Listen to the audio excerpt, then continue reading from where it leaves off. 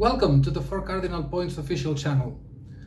Four Cardinal Points organization is a multifaceted research and analysis center based in Istanbul, Turkey. Today, let us navigate through past and present of India. Today we're going to focus on a comparative analysis of two visions for India provided by two historical leaders such as Modi and Ghandi. We gather to examine two colossal figures in India's modern narrative. Mahatma Gandhi, the apostle of non-violence and independence, and Narendra Modi, the architect of a resurgent, assertive India. At first glance, comparing these two may seem paradoxical. One a saintly revolutionary who disdained power, the other a shrewd politician who wields it with unmatched vigor. Yet, their contrasting philosophies reveal deeper tensions in India's identity. Is India destined to be Gandhi's pluralistic moral beacon or Modi's muscular Hindu First Republic? To navigate this question, we shall explore their ideologies, governance, economic visions, and legacies, dissecting how each leader has shaped and continues to shape the soul of the world's largest democracy. So let's focus on their ideological foundations, which are the so-called Ahimsa and Hindutva. What was Gandhi's philosophy? Gandhi was not merely a political leader. He was a moral philosopher who weaponized ethics. His core tenets, satyagraha, truth force, ahimsa, non-violence, and sardovaya, upliftment of all, were radical in their idealism. He envisioned India as a pluralistic society where Hindus and Muslims coexisted harmoniously. His famous refrain, "There is no path to peace, peace is the path," rejected the very notion of victory through domination. Yet, Gandhi's ideology faced criticism. Ambedkar accused him of romanticizing caste hierarchies, despite advocating Dalit rights.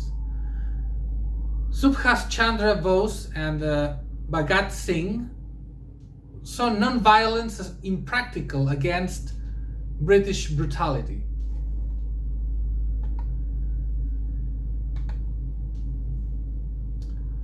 And what is actually Modi's ideology? Modi's worldwide stems from Hindutva, articulated by Savarkar and the RSS, a vision of India as a Hindu Rashtra, Hindu nation.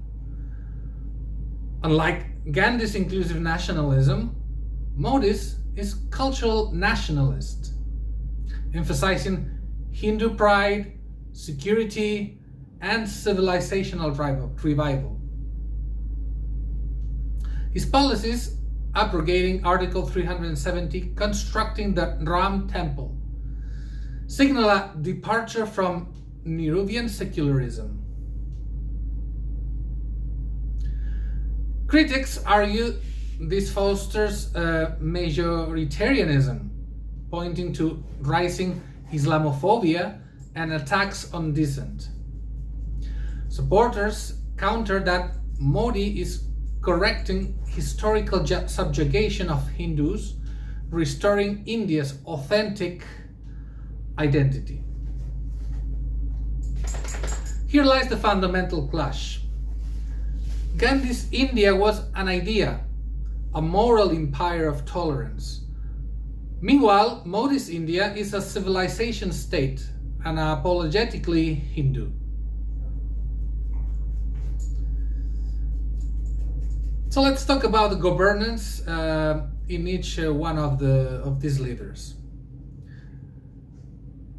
Gandhi rejected formal power. After independence, he neither became prime minister nor held office. His authority was moral, not institutional. He led through fasts, marches, and symbolism. The Dandi Salt March, the Quit India movement. His governance model was decentralized, favoring Panchayati Raj, village self-rule. Yet his idealism had limits. Patel and Nehru often bypassed him on pragmatic decisions, partition, Kashmir. His failure to prevent partition haunted him until, well, his assassination. And what's Narendra Modi's leadership today? Modi is the anti-Gandhist in style, a centralizer, a technocrat, a master of realpolitik. His governance is top-down, with flagship policies such as demonetization, GST, and Aadhaar, executed with minimal debate.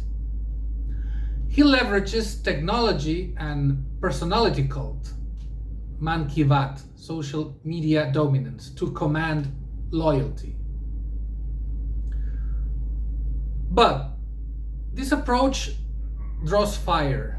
The weakening of RTI, pressure on media, and the use of ED, CBI against opponents fuel accusation of authoritarian drift.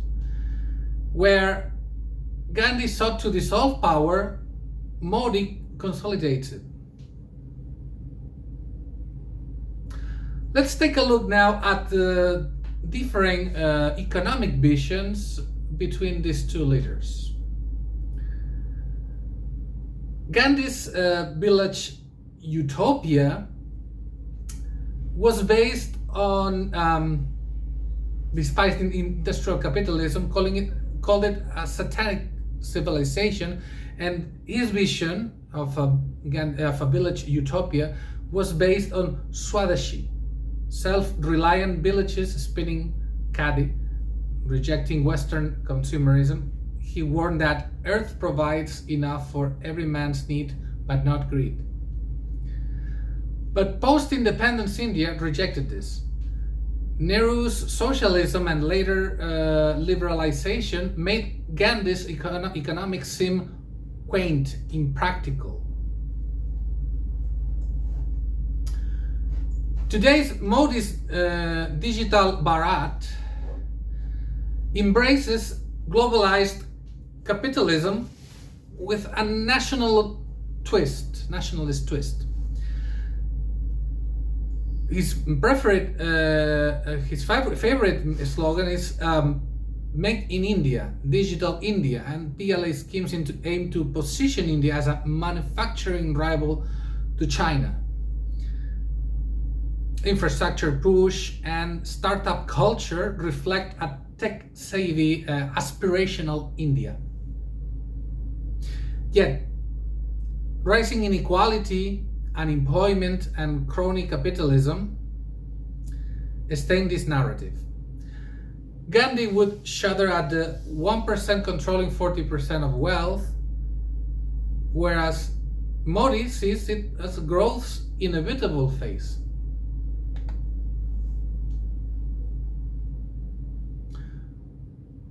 And what was and what is actually the global impact of these two leaders' visions and philosophies?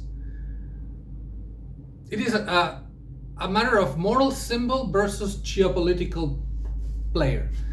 Gandhi's universal legacy, inspired in MLK Jr., Mandela, and global pacifism,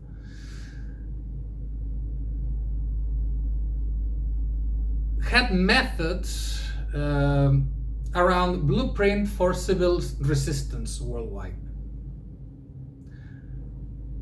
Whereas Modi's strategic pragmatism trades Gandhi's moralism for realpolitik. He courts the West, United States-India ties while balancing Russia oil imports and asserting leadership in the global South.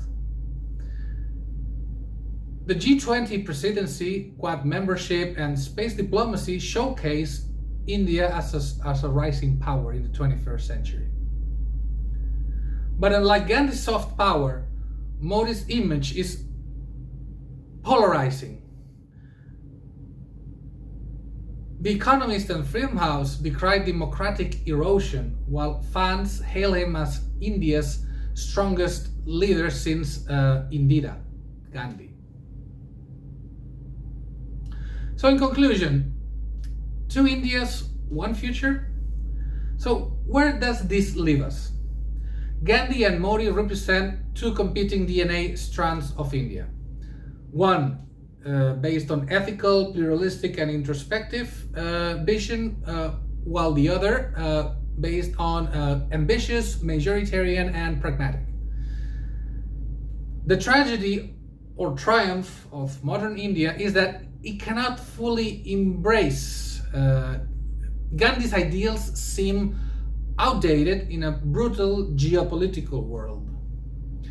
Yet, Modi's India risks losing its soul in the pursuit of power.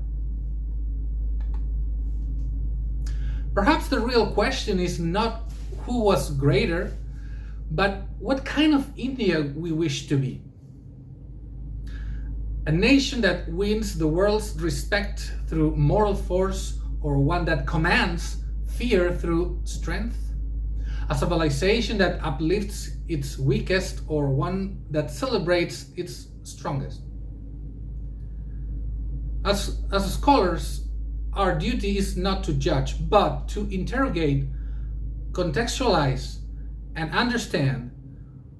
For in this tension between Gandhi's Ram Raja and Modi's Vishwaguru Bharat, the future of 1 billion lives is currently being written.